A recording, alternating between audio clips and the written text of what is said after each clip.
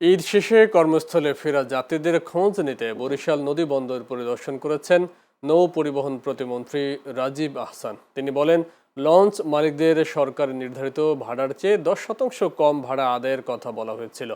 ফলে এবারের লঞ্চ যাত্রা স্মরণকালের সবচেয়ে কম দুর্ভোগপূর্ণ হয়েছে। প্রতিমন্ত্রী আরও বলেন, পল্টনে যাত্রীদের টানা হেঁচড়া বন্ধে কাজ করা হচ্ছে।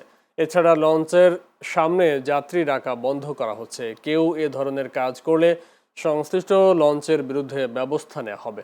এ সময় বিআইডব্লিউটিএ ও প্রশাসনের বিভিন্ন পর্যায়ের কর্মকর্তারা উপস্থিত ছিলেন। ঈদকে সামনে রেখে যে মানুষগুলো এই এলাকায় ঈদ করতে এসেছে, শান্তিপূর্ণভাবে এসেছে, একটি দুর্ঘটনা ছাড়া বাকি সবকিছু ঠিকঠাক মতো ছিল। আপনারাই বলছেন কেউ কোনো বিষয়ে কমপ্লেন করে।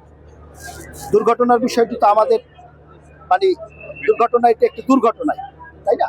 সেই মর্মান্তিক বিষয়ে, দুর্ঘটনার বিষয়ে আমরাও শোকাহত।